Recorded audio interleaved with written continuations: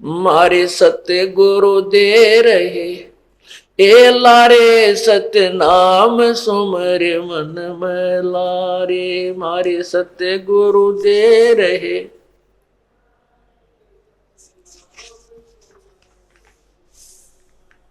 सतनाम सुमर मन में लारे, भगवान सुमर मन में लारे। सतनाम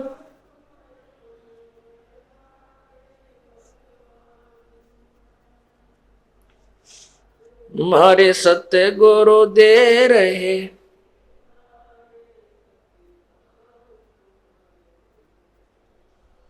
सतनाम सुमर मन में लारे, भगवान सुमर मन में लारे। सतनाम सुमर मन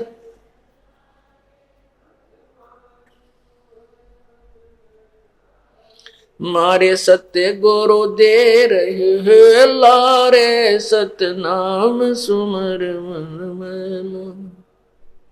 कोडी कोडी माया जोड़ी जोड़ भरा एक थलारे।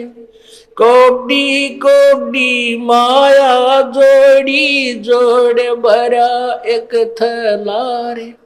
खाली आया खाली जागा संग चलना दे लारे। खाली आया खाली जागा संग चलना दे लारे। मारे सत्य गुरु दे रहे,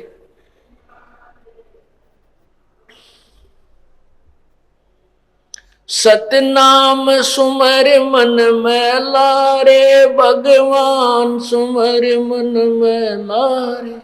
सतनाम सुमर मन में लारे, भगवान सुमर मारे सत्य गुरु दे रहे हैं लारे। सतनाम सुमर मन में लारे। मारे साहिब दे रहे,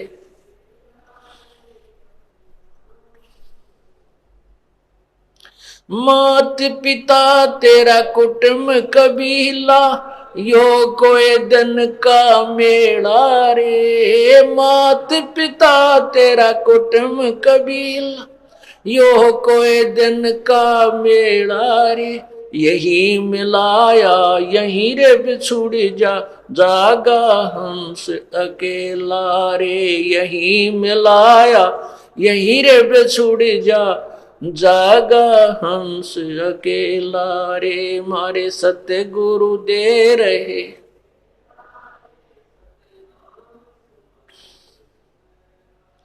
सतनाम सुमर मन में लारे।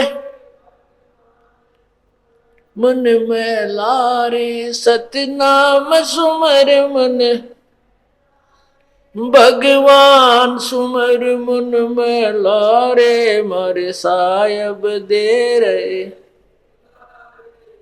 नाम सुमर मन में लारे। मारे सत्य गुरु दे रहे,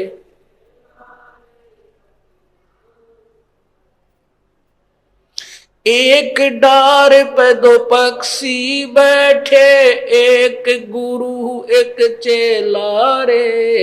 एक डार पे दो पक्षी बैठे, एक गुरु एक चेला रे। चेला तो चंचल है भाई, गुरु निरंतर खेला रे। चेला तो चंचल है भाई, गुरु निरंतर खेला रे। मारे सत्य गुरु दे रहे,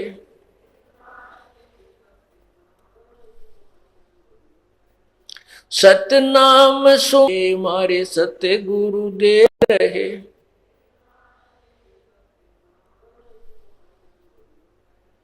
सतनाम सुमर मन में लारे। भगवान सुमर मन में लारे। सतनाम सुमर मन,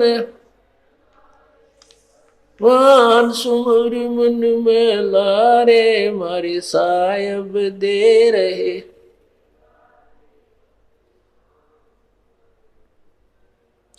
इस पद का तुम भेद सुनो, भाई कौन गुरु कौन चेला रे। इस पद का तुम भेद सुनो, भाई कौन गुरु कौन चेला रे।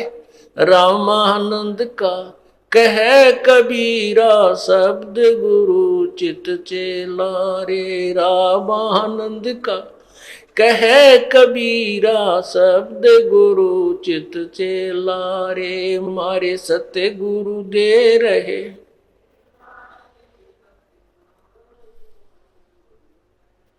सतनाम सुमर मन में लारे। भगवान सुमर मन में लारे, सतनाम सुमर मन वान सुमर मन में लारे। मारे सायब दे रहे,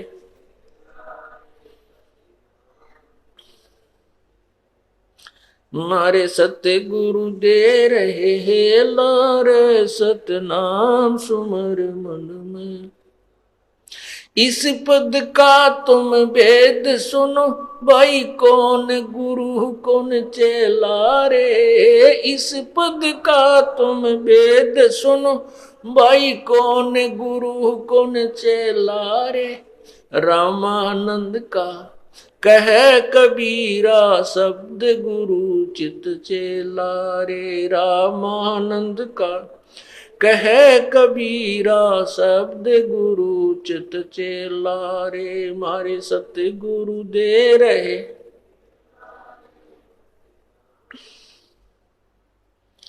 सतनाम सुमर मन में लारे। भगवान सुमर मन में लारे, सतनाम सुमर मन आन सुमर मन में लारे। मारे सायब दे रहे, नाम सुमर मन में लारे। मारे सत्य गुरु दे रहे,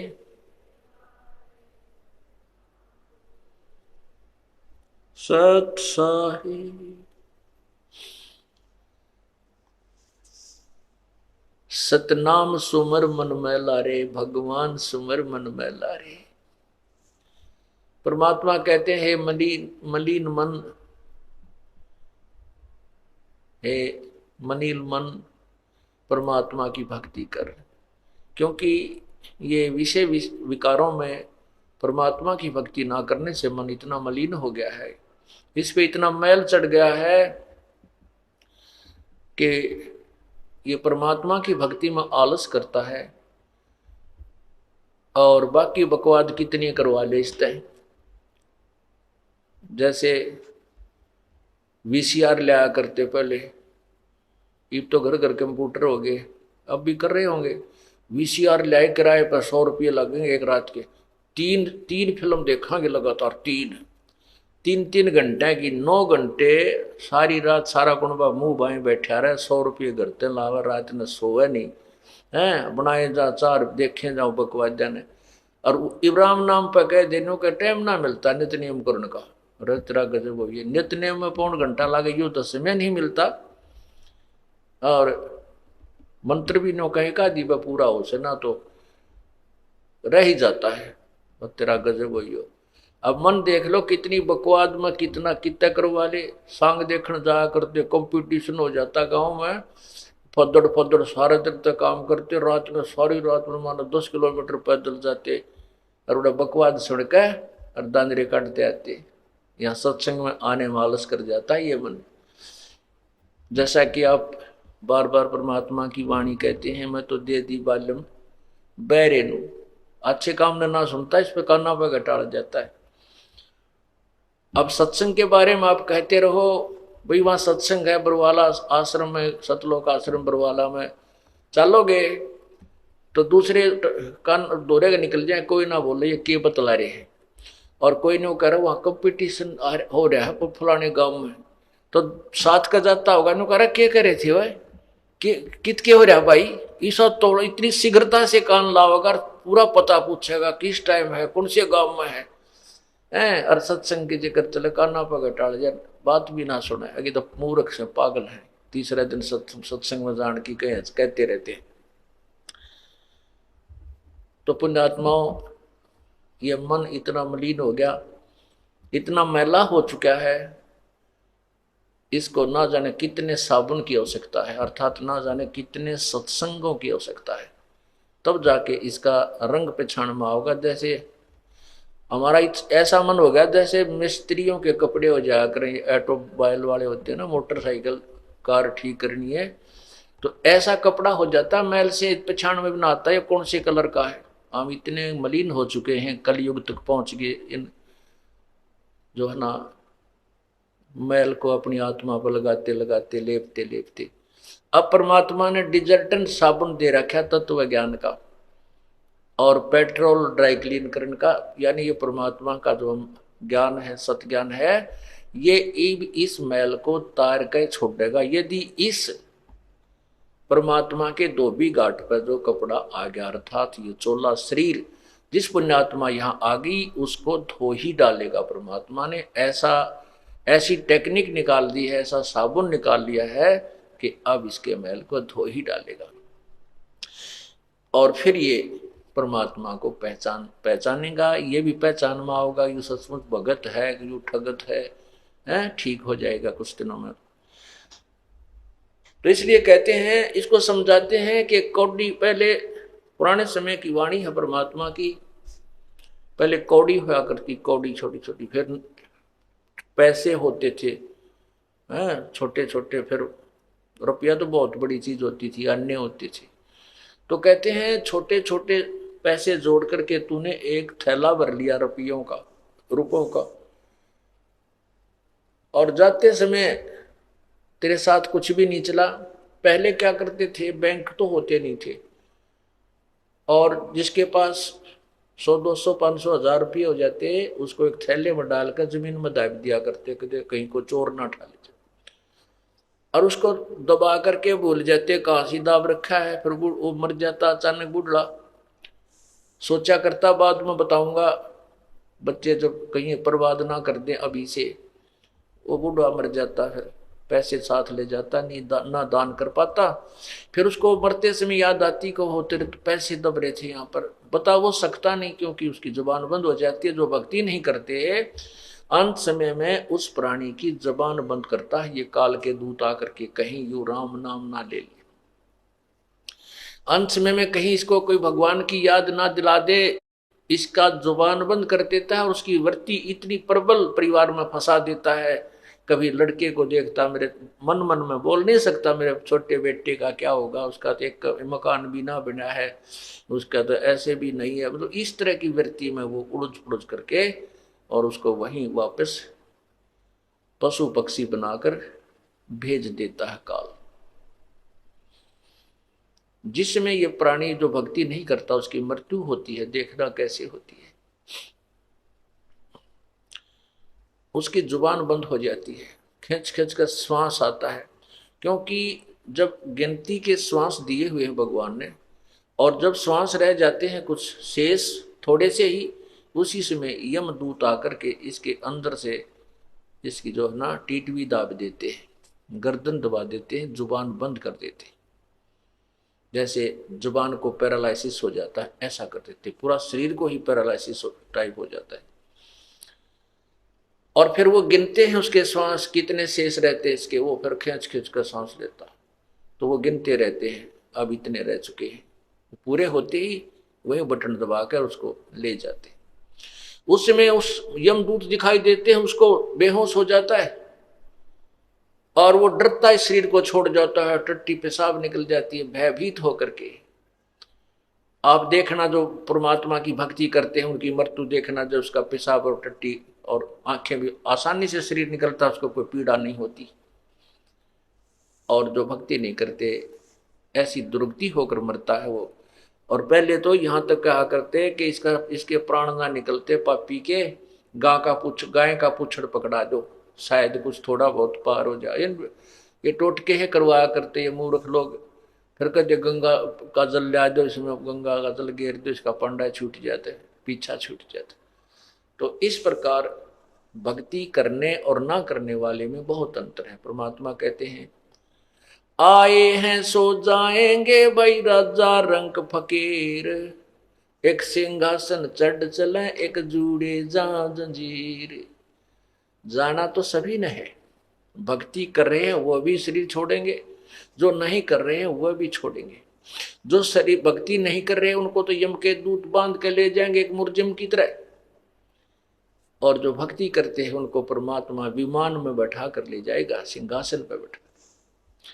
एक भगत जी बताओ था, कह रहा था जी मैंने एक बार स्वप्न आया कि मैं दादू साहब के जहाज में बैठा जाऊं था, ऊपर सतलोक की तरफ ले जा रहे थे, वो मेरे गुरु जी थे किसी जन्म में, और दादू साहब कबीर जी के शिष्य थे, परमात्मा मिले थे उनको बूढ़ा बाबा के रूप में। तो दादू साहब के जहाज में बैठा जाऊं था, और हमारे गांव की बहुत लंबी चौड़ी बनी थी, वहां पर बनी यानी जंगल होता है, और वहां मैं बालक से थे जो वहां आया करते, उसमें जाल होती थी पहले, उनका पील लगा करती, एक फल होता है जाल का पेड़ होता है, और वहां और भी बहुत से हम खेला कूदा करते बचपन में। वो दिख गया मैंने जहाज में गए, और मैं नो देखने लग गया, रे मैं तो यहाँ घूमा करता, यहाँ पर ऐसा खेला करता। ओहो, कहता इतने में मैं जहाज से नीचे पटक दिया, और वहां आके पड़ा, और पड़ते ही आंख खुल गई, यानी वो सपना टूट गया। तो पुण्यात्माओं, ऐसे ही हम मार खा जाते हैं, ऐसे ही हम वापस गिर जाते हैं इस लक 84 के चक्कर में। हमारे को अंत समय में युकाल कोई ना कोई ऐसी बीमारी याद दिवा देगा, और मनु का हो ये तो बड़ा आनंद आ रहा था यहाँ पे, और उन सारे दुखों न भूल जा जो सारी उम्र पीड़ित रहा वो। तो पुण्यात्माओं, ये ज्ञान तत्व ज्ञान आपको इसलिए सुना जाता है कि आप सावधान रहें, आप मार ना खा जाएं जैसे पहले खा चुके हैं। तो कहते आए हैं सो जाएंगे राजा रंग फकीर, एक सिंहासन चढ़ कर जा एक बंधे जात जंजीर। बहुत अंतर हो जाता है।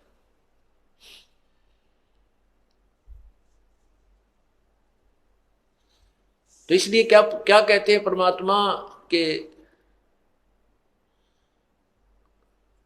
जैसे जब वो अंत समय में मरता है, सारी उम्र माया जोड़ जोड़ कर धर जाता है, और अंत समय में वो बच्चों को भी बताना भूल जाता है, अचानक मर जाता है, तो उसकी मृत्यु वहीं रह जाती है।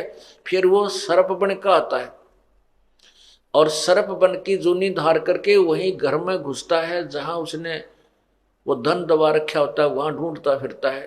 फिर वह बच्चे उसका मारे, लठ तोड़े, उसकी हड्डियों को पंसलियों को एक करें या मार डालें, फिर वो वही उन्हीं के हाथों मरता है करके। ऐसे दुर्गति हमारी होती रहती है, हमने इससे सावधान होना है। तो क्या बताते हैं, कौडी कौडी माया जोड़ी जोड़ भरा एक थैला रे, खाली आया खाली जागा संग चाले ना थैला रे। एक जगह शमशान घाट पर देखा था, याद नहीं आ रहा कहां पर लिखा था, उसमें लिखा था शमशान घाट इधर है, और नीचे एक श्लोक लिखा था कि ए भोले इंसान याद रखना कि कफन का जेब नहीं होती, कफन का जेब नहीं होती। जब तू यहाँ आएगा तेरे साथ कुछ नहीं आएगा, और जिस पर एक सिंगल कपड़ा तेरे ऊपर डाला जाएगा वो उसका जेब भी नहीं होगी, अर्थात तू कुछ नहीं ले जा सकेगा।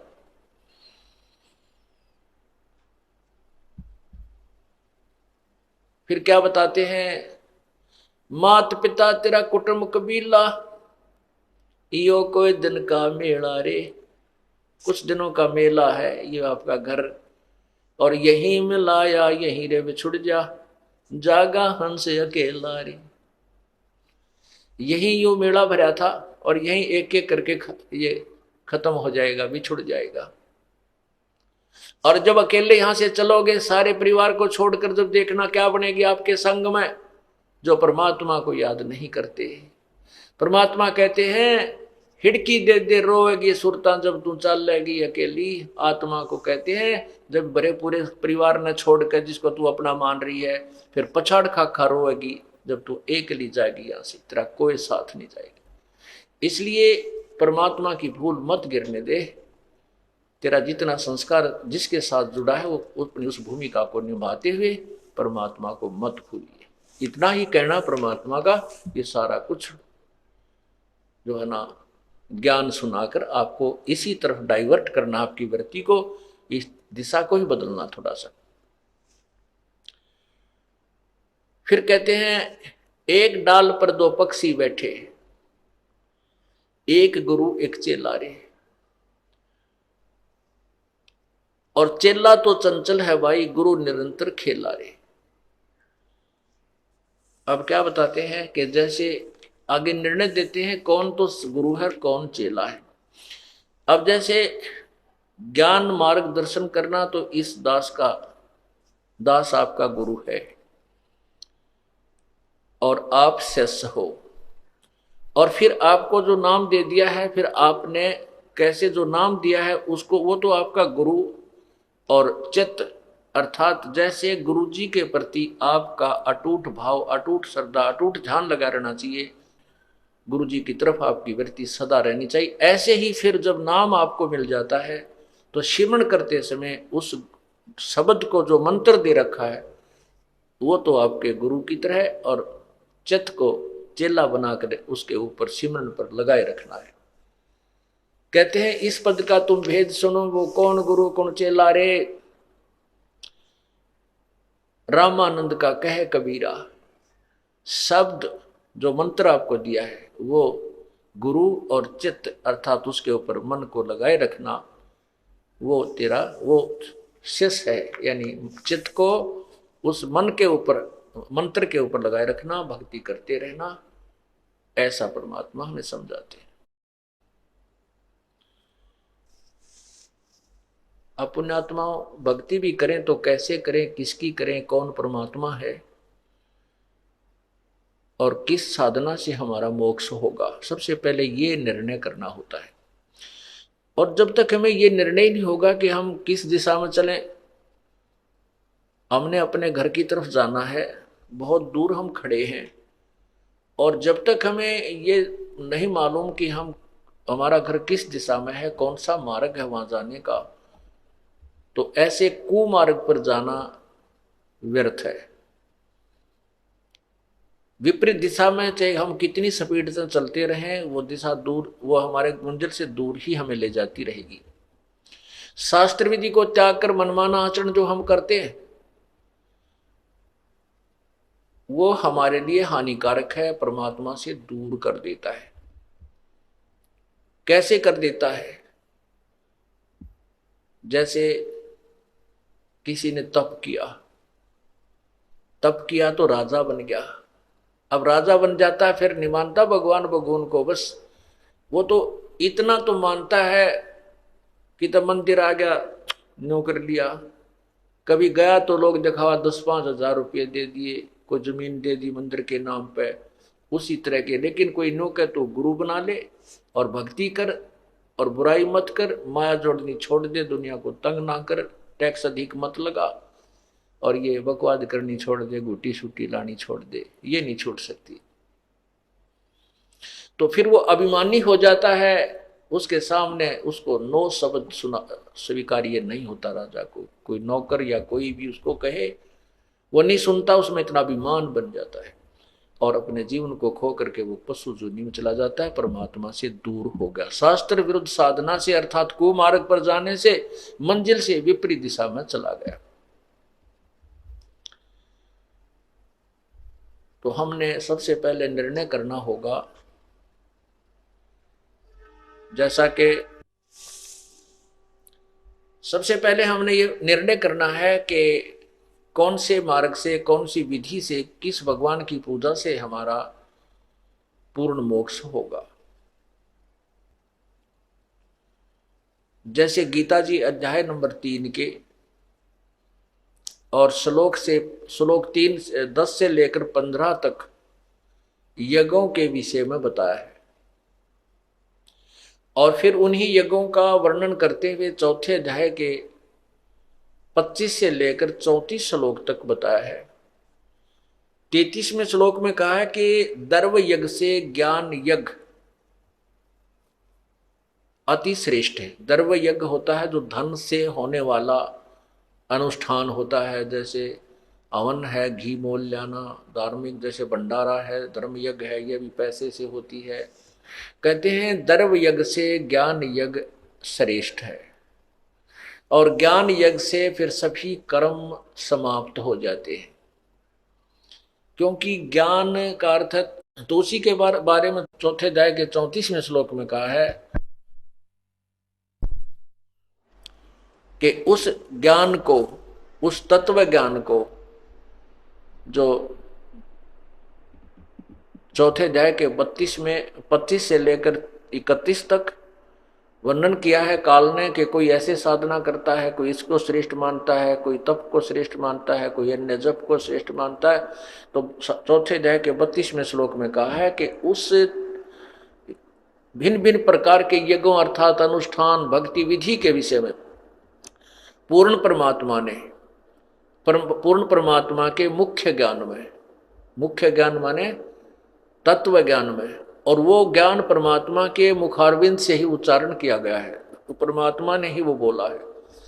उसमें बहुत प्रकार से परमात्मा की विधि विस्तार से लिखी है, और उसी के विषय में चौथे अध्याय के 33वें श्लोक में लिखा है कि ज्ञान यज्ञ से, द्रव्य यज्ञ से ज्ञान यज्ञ अति श्रेष्ठ, ज्यादा श्रेष्ठ है, क्योंकि ज्ञान यज्ञ से, ज्ञान यज्ञ जो आपको सत्संग सुनाया जा रहा है, यह ज्ञान यज्ञ होता है। इस ज्ञान यज्ञ से ये पता चल जाता है कि कौन परमात्मा पूजा के योग्य है और कौन नहीं है। किस परमात्मा की पूजा से ये प्राणी पूर्ण मोक्ष प्राप्त करता है, किस परमात्मा की प्राणी साधना से ये मुक्ति प्राप्त नहीं करता। अब देखिएगा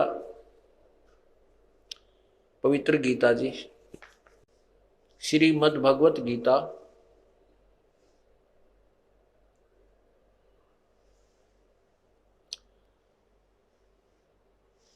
गीता प्रेस गोरखपुर से प्रकाशित है, और इसके अनुवादक हैं जय दयाल गोविंद का।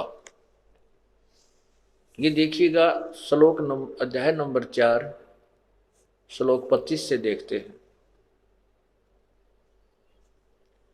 दूसरे योगीजन देवताओं के पूजन रूप यज्ञ का ही भली भांति अनुष्ठान किया करते हैं।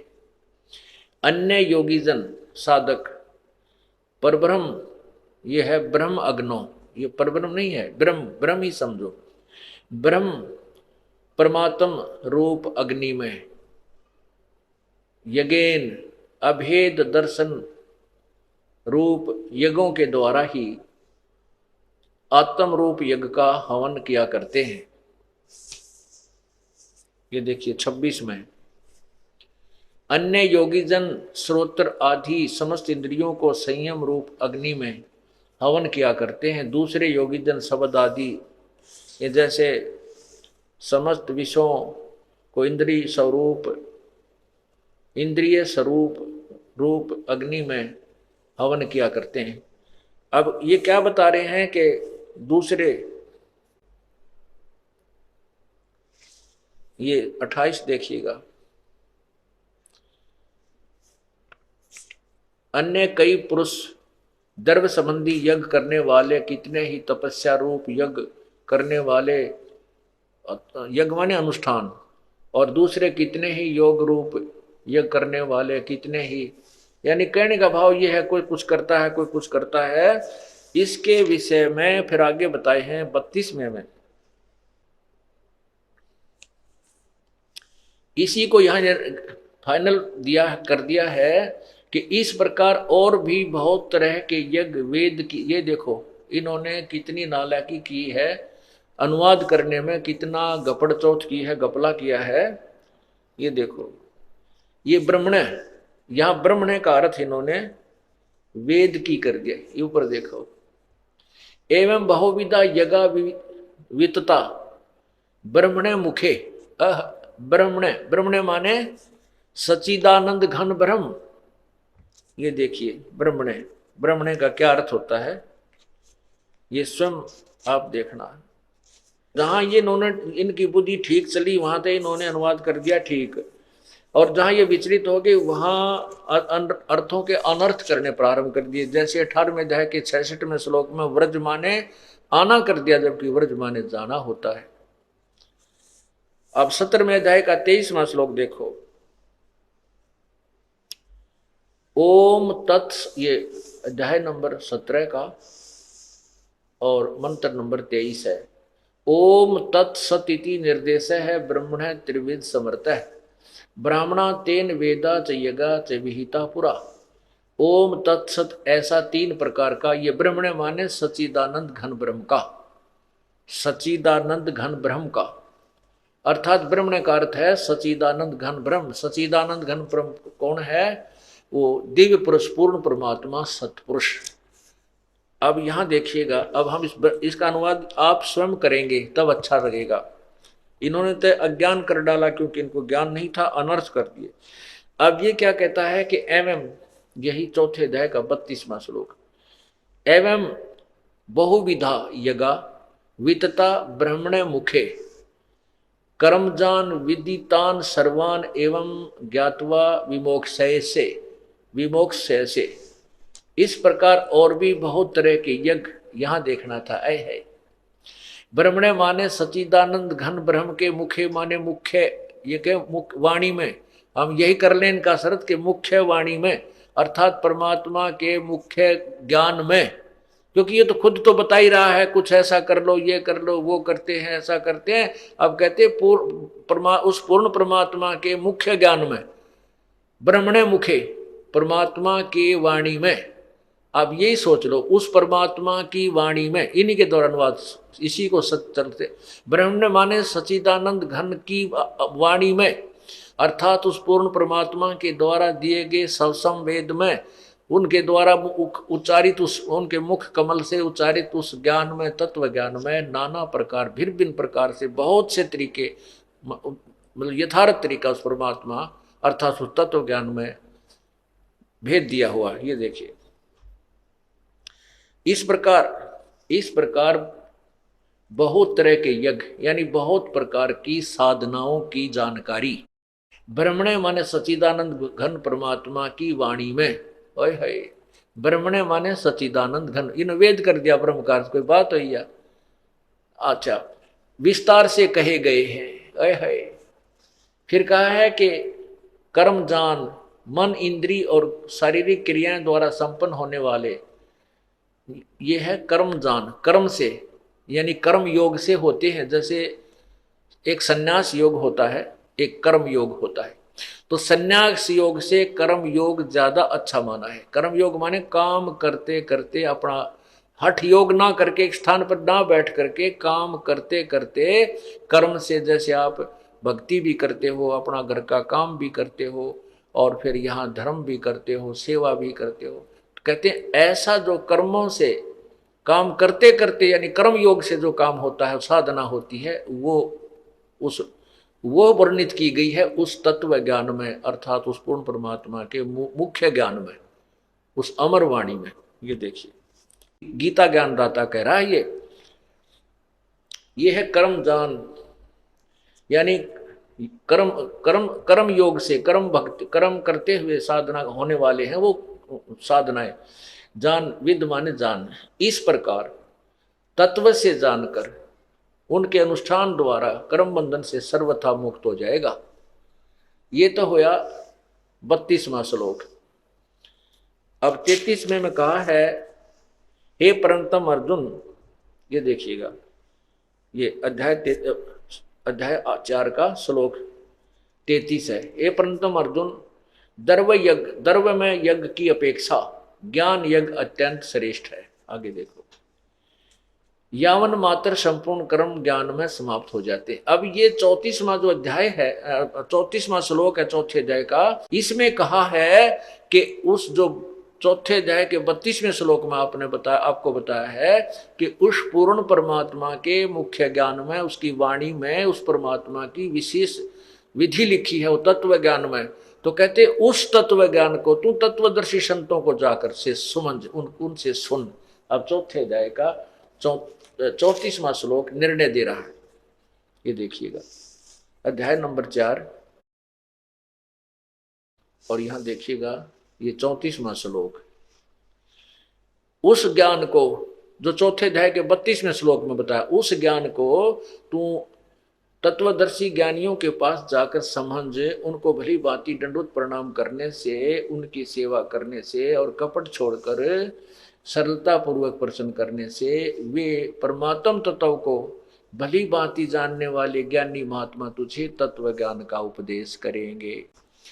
अब ये पवित्र गीता जी आप के उंगलियां पर रटी जाएगी कुछ दिनों में, अगर आप ये हमारे लेक्चर अटेंड कर लोगे, ये सत्संग अटेंड कर लिए तो आपके उंगलियों पर हटा दूंगा इनको। और यहाँ का चाहे कोई ब्रह्मा भी आ जाए, विष्णु भी आपके सामने आ जाना, वो भी नतमस्तक होकर जाएगा हमारे छोटे से बच्चे के सामने। उनको भी ज्ञान नहीं है इस बार इस परमात्मा की तत्व ज्ञान का।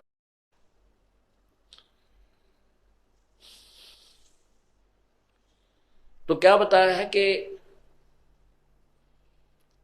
ज्ञान जो है, इस ज्ञान से फिर हमें निर्णय होगा कि कौन परमात्मा है, किस परमात्मा की भक्ति करने से हमें मोक्ष होगा, क्योंकि हमने मोक्ष प्राप्ति करनी है।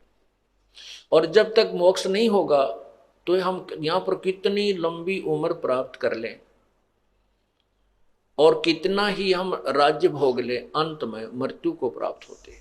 जैसे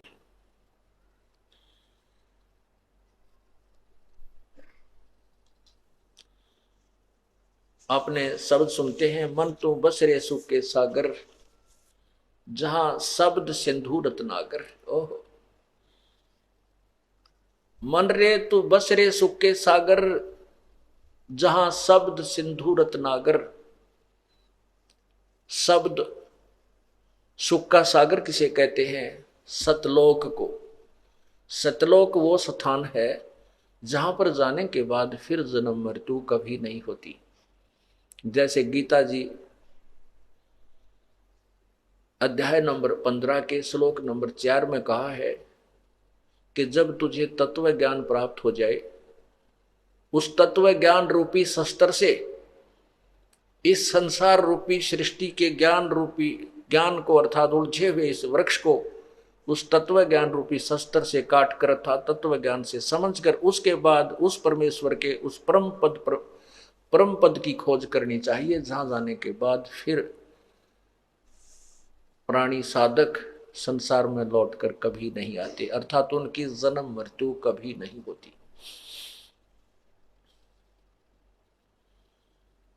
और गीता ज्ञानदाता कहता है कि जिस परमेश्वर से सारी सृष्टि रची गई है, जिसने सब ब्रह्मांडों की रचना की है, अर्थात जिसने उल्टे लटके संसार रूपी वृक्ष की जो है ना विस्तार किया है, जिसने उसकी रचना की है, और मैं भी, गीता ज्ञानदाता कहता, मैं भी उसी की शरण हूं और पूरे निश्चय के साथ उसी की पूजा करनी चाहिए। 18वें अध्याय के 62वें श्लोक में कहा कि तू सर्वभाव से अर्जुन उस परमेश्वर की शरण में जा जिसकी कृपा से तू परम शांति और सतलोक को प्राप्त होगा। शाश्वत स्थान जो कभी नष्ट नहीं होने वाला, सदा रहने वाला स्थान सतलोक है। गीता जी अध्याय नंबर 8 के श्लोक नंबर 16 में कहा कि अर्जुन ये ब्रह्मलोक तक सभी लोग पुनर्वर्ती में है। ब्रह्मलोक यहाँ की अंतिम पड़ाव है, यहाँ का ब्रह्मलोक।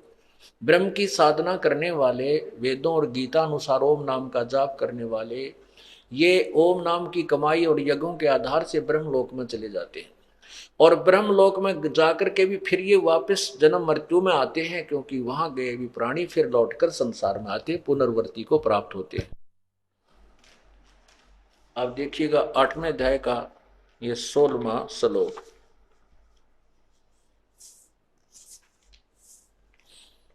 ये देखिए पवित्र गीता जी,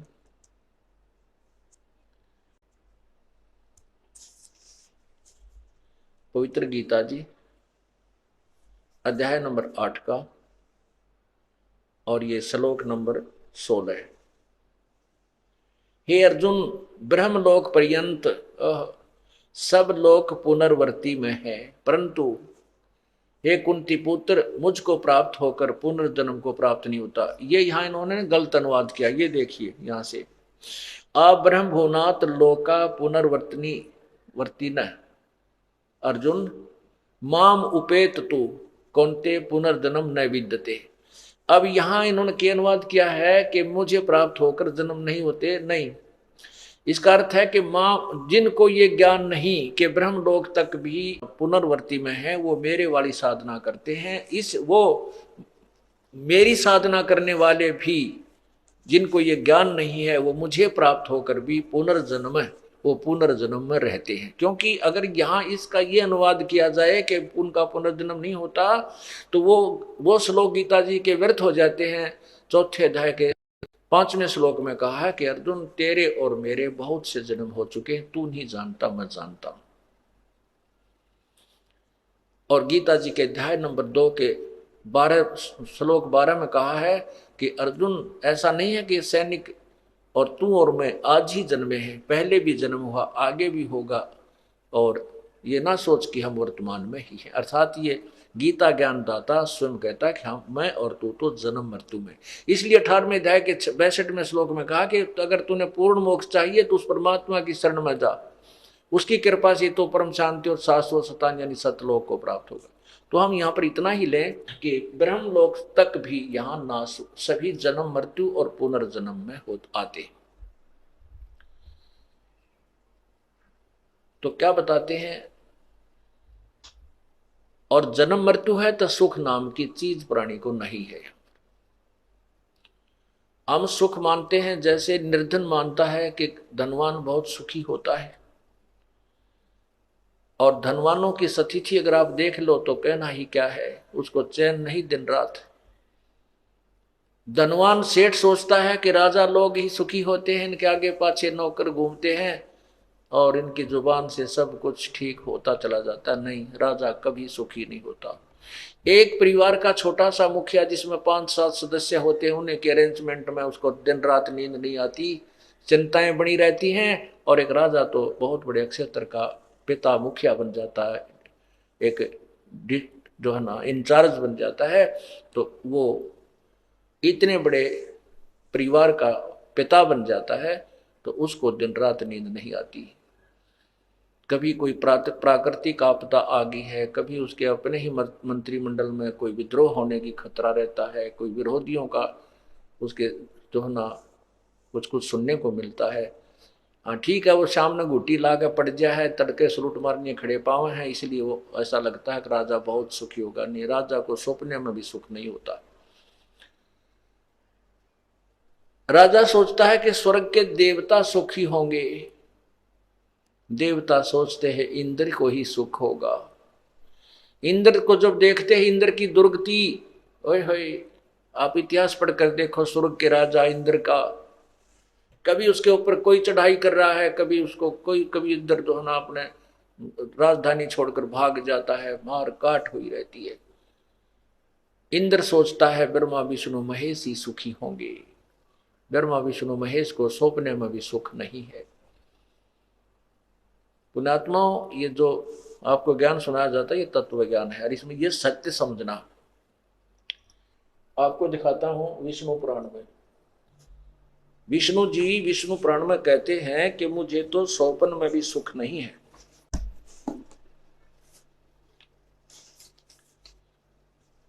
विष्णु पुराण में लिखा है कि विष्णु जी स्वयं स्वीकार करते हैं कि हे ब्रह्मा को कहते हैं कि मैं तो राक्षसों के मारने में व्यस्त रहता हूं और बाकी समय तप करता हूं, और तप करता के बाद फिर थोड़ा बहुत समय मिलता है तो लक्ष्मी के साथ में कुछ मंगल समय व्यतीत कर पाता हूं। अभी इसमें वो विष्णु पुराण दूसरी हाथ लगी, जो उस पर लिखे हुए थे मार्क्स वो नहीं मिली। अब ये समझना, दास जो भी शब्द बोलेगा वो बिल्कुल प्रमाणित समझना, इसमें दो राय नहीं है, दिखाएंगे आपको कभी। तो कहने का भाव ये है कि यहाँ ना जैसे और वैसे आपके प्रत्यक्ष उदाहरण देते हैं, जैसे विष्णु भगवान श्री रामचंद्र रूप में आए थे, युवा हुए, ब्याह हुआ, विवाह होते ही वनवास हुआ, वनवास में सीता जी का अपहरण हुआ, फिर रावण के साथ लट्ठम लट्ठा, ना जाने कितनी दुनिया की मार काट हुई, करोड़ों आदमी अरबों आदमी मारे गए। और फिर सीता जी वापस आई, आते कुछ वर्षों के बाद ही उनको घर से निकाल दिया, गर्भवती को।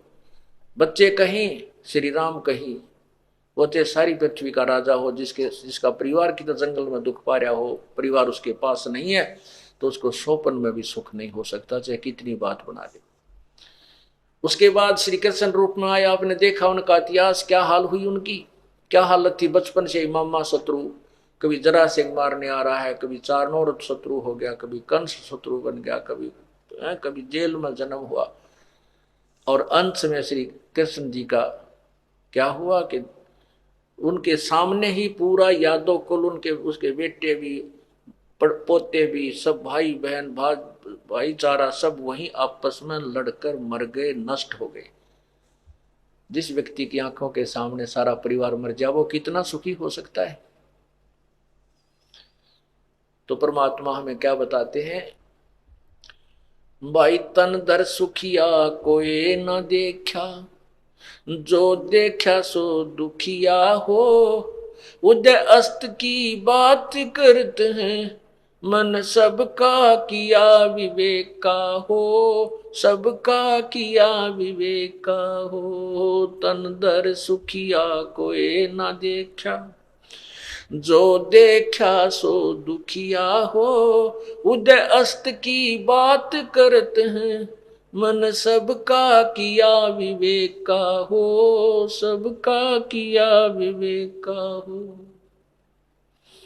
भाई घाटे है बाद सब जग दुखिया, के गृहस्थी बैरागी हो, घाटे है बाद सब जग दुखिया, के गृहस्थी बैरागी हो, सुख देव ने दुख के डर में, गर्भ में माया त्यागी हो, गर्भ में माया त्यागी हो।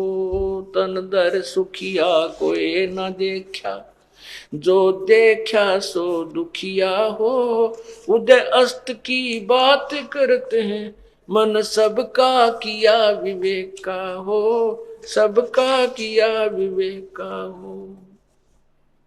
भाई जंगम दुखिया योगी दुखिया, तपस्वी को दुख दूना हो, जंगम दुखिया योगी दुखिया, तपस्वी को दुख दूना हो, आशा तृष्णा सब में व्यापे, कोई महल ना सुना हो, कोई महल ना सुना हो। तन दर सुखिया कोई ना देखा, जो देखा सो दुखिया हो, उदय अस्त की बात करते हैं, मन सबका किया विवेक का हो, सबका किया विवेक का हो। भाई साच कहूं तो यू जग ना माने, और झूठ कही ना जाई हो, साच कहूं तो यू जग ना माने, पर झूठ कही ना जाई हो।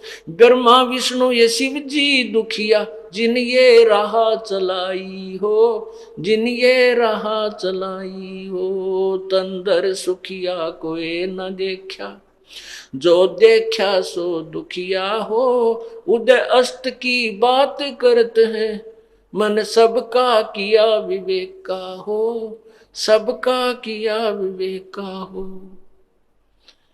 फिर क्या बताते हैं, भाई सुरपति दुखिया भूपति दुखिया, ये रंक दुखी बपरीती हो, सुरपति दुखिया भूपति दुखिया, रंक दुखी बपरीती हो। कहे कबीर और सब दुखिया, एक संत सुखी मन जीती हो, संत सुखी मन जीती हो। तंदर सुखिया कोई न देखा, जो देखा सो दुखिया हो, उदय अस्त की बात करते हैं, मन सबका किया विवेक का हो, सबका किया विवेक का हो।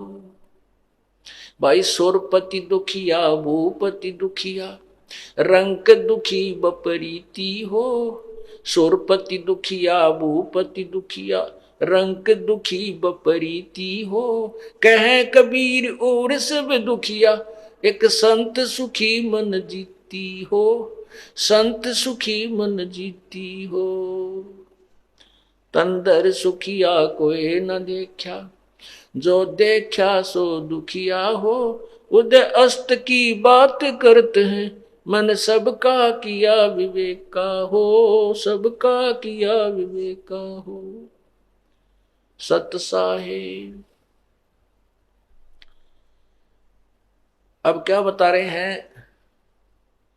परमात्मा कहते मैंने तो इस 21 ब्रह्मांड में कोई व्यक्ति, कोई भी प्राणी जिसने शरीर धारण किया हुआ, हमने तो कोई सुखी देखा नहीं।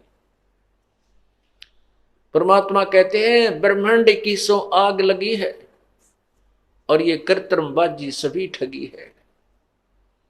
21 के 21 ब्रह्मांड में आग लगी हुई है।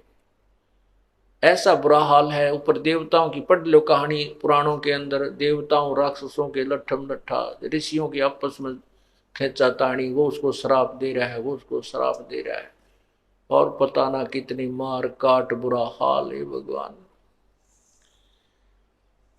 परमात्मा कहते हैं साच कहूं तो जग नहीं मानता, क्योंकि ब्रह्मा विष्णु महेश के बारे में आज से 500-600 साल पहले कोई सुनने को तैयार नहीं था। और परमात्मा उस समय भी इसी ज्ञान का डंडोरा पीटा करते थे, जो दास उन्हीं के द्वारा दिए हुए ज्ञान का आज आपके समक्ष डंडोरा पीट रहा है, उसको उजागर कर रहा है। अब तो सु आ गया आपने, क्योंकि आप पढ़े लिखे हो, शिक्षित हो, और अपने शास्त्र आपके पास समक्ष हैं, हिंदी में अनुवादित हैं। आप देख करके एक बार तो उछल कूद सी बना है मन में, नो कैसे नो कैसे, और प्रमाण देखते फिर नो कहे जो इसमें लिखा है, और फिर शांत हो जाता है। विष्णु पुराण में ऐसा है, फिर वो पुराण खरीद के लाता है। देवी पुराण में ऐसा कहाँ लिखा, वन तो ना पढ़ा। गीता में से कैसे लिखा है, हमने तो नहीं पढ़ा, और रोज पढ़ा करते, अन्यों का हमने तो नहीं पढ़ा। पढ़ा तो था, पर काल ने तुम्हारी बुद्धि ऑफ कर रखी थी, ऑन नहीं होने दी। अब ऑन कर दी परमात्मा ने। अब काल का रिमोट यहाँ फेल हो गया, उसका काम कर नहीं रहा, उसकी रेंज समाप्त होगी परमात्मा के सामने। अब वो ज्ञान हमारी समझ में आ रहा है।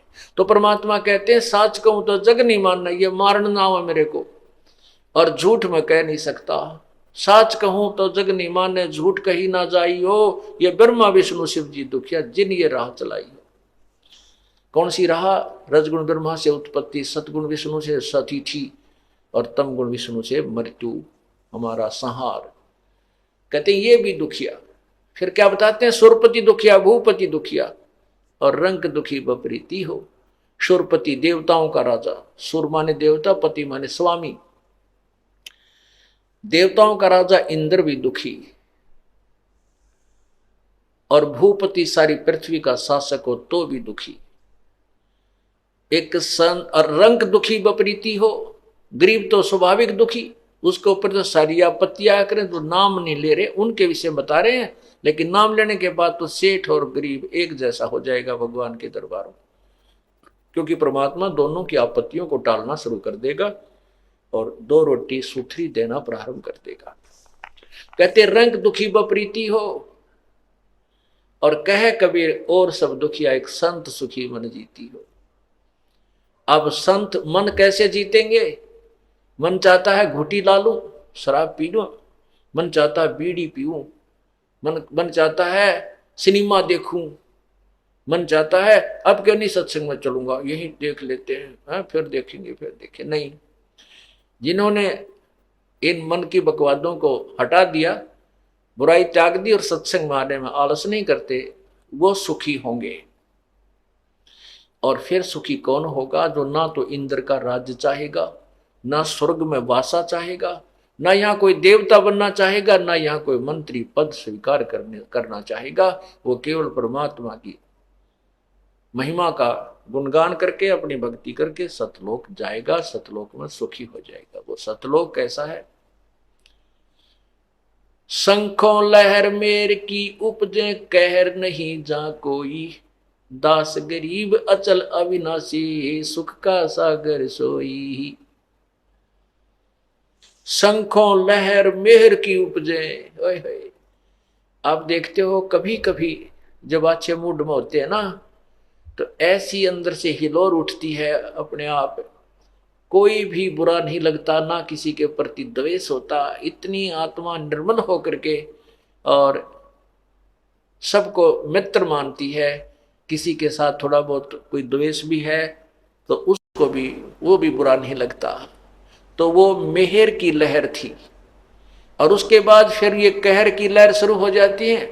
उसने ऐसे बोल दिया, उसको ऐसे कर दूंगा, उसने उसके पैसे देने हैं, उसने मेरे पैसे नहीं दिए, ऐसा कर दिया, वैसा कर दिया, ये कहर की लहर शुरू हो जाती है। तो वहां कहते हैं जो मेर की लहर आपके अंदर एक कभी कभी आती है, वो शंखों लहर मेर की उपजे, वो वहां पर ना बीपी हाई होता, ना लो होता, ना कोई सर में दर्द, ना कोई चिंता, ना ले। जैसे बाबा यहाँ सत्संग में आए हो, ये मिनी रिहर्सल है सतलोक की। आप यहाँ 15 दिन रुको, बना बना भंडारे में भोजन मिलेगा, और सुबह शाम दिन रात आपकी भगवान की भक्ति करते हो, बिछे बिछाए कपड़े, ना किसी से लेना ना देना, ना झगड़ा, ना कोई नोक यू, यो यहाँ ज्यादा खाता है, यो मैं कम खाता हूँ, एक जैसा भंडारे में सबको मिलता है। और राग द्वेष पैदा करना तो यहाँ भी कर लो, वो अलग बात है। एक आधा ऐसा ने कमा 3 गदेले बिछा कर सोएगा, चलो बाल उसने तो कर दी गलती, दूसरा उसकी रेस करने लग जा है, या उसमें द्वेष कर ले, देख 2 बिछा रहा। तो इस तरह हम यहाँ अपने जो है ना अपने बना लेंगे वो, तो यहाँ भी दुखी हो सकते हैं, लेकिन सतलोक में ऐसा नहीं। लेकिन फिर भी मिनी रिहर्सल है ये कि यहाँ आपको कोई चिंता नहीं, ना तो कोई सामान लाने की, नहाओ धो और बिछे बिछाए मैट और माला लेकर भजन करो, तो कितना आनंद आता है। कोई द्वेष नहीं है, कोई राग नहीं है, कोई दुख नहीं। जो संसारिक जहां आप जाओगे वहां जाते ही पहले तो देखोगे चीनी है कि नहीं, चाय कितनी रह रही है, दाल है कि नहीं, सब्जी लानी है, फलाना करना है, हो गया ना समस्या शुरू। तो हम सतलोक में जाने के बाद ऐसे हो जाएंगे, वो अपने परम पिता के भंडारे भरे रहते हैं, वो कभी समाप्त नहीं होते, एवर लास्टिंग है वो। तो क्या बताते हैं, शंखों लहर मेहर की उपजे, कहर नहीं जा कोई, दास गरीब अचल अविनाशी ही, सुख का सागर सोई।